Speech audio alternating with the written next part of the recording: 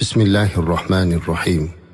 Alloh taologa behisob hamdlar, payg'ambarimiz Muhammad alayhissalomga salovat va salomlar bo'lsin.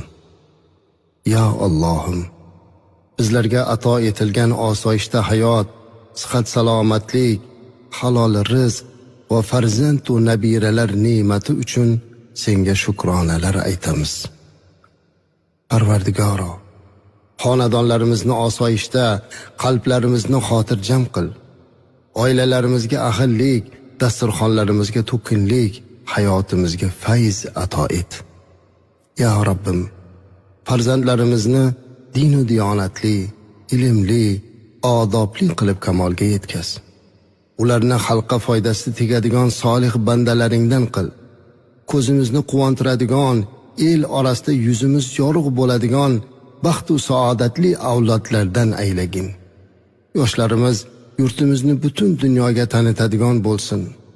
Zurriyotlarimizdan yana buyuk allomalar, mutafakkirlar chiqishini nasib ayla. Ilohim, butun dunyoni tinch amon qil. Urush va turli ofatlarni ketkaz. Yurtimizni tinchligini, farovonligini bardavom ayla. Osmonimizni musaffo, balo qazolardan uzoq qil. Sinovli paytlarda sabr va matonat ber. Ya Allohim, keksalarimizni sog' va salomat qil. Doimo duogo'yimiz bo'lib yursinlar. Bemorlarimizga shifo ber. Marhumlarimizni rahmatingga ol. Ya Rabbim, ilm va ish bilan musofirchilikda bo'lib turgan hamyurtlarimizni safarlarni bexatar qil. Ularni turli yomonliklardan saqla. Oilalari bag'riga eson-omon kelishlarida madadkor bo'l. Barcha musofir vatandoshlarimizni sani o'zingga omonat ayladik. Ya Rabbim, Ilohim, yerlarimizni unumdor qil. Dehqonchilik, bog'dorchiliklarimiz, hosillarimizga baraka, tadbirkorlarimizning ishlariga rivoj ber. Qilayotgan xayr va saxovatlarni qabul ayla.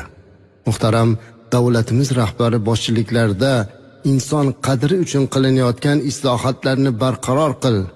Prezidentimizga yanada kuch, g'ayrat va salomatlik ber. Yurti, vatani uchun qilayotgan har bir ishlarida o'zing madadkor bo'l. Ya Alloh, yurtimizni yomon nazarlardan saqla. Xalqimiz birligi, farovonligi, mehr oqibatini ziyoda ayla. Mahallalarimiz rivoji, jamiyatimiz yuksalishi, din va qadriyatlarimiz ravnaqi yo'lidagi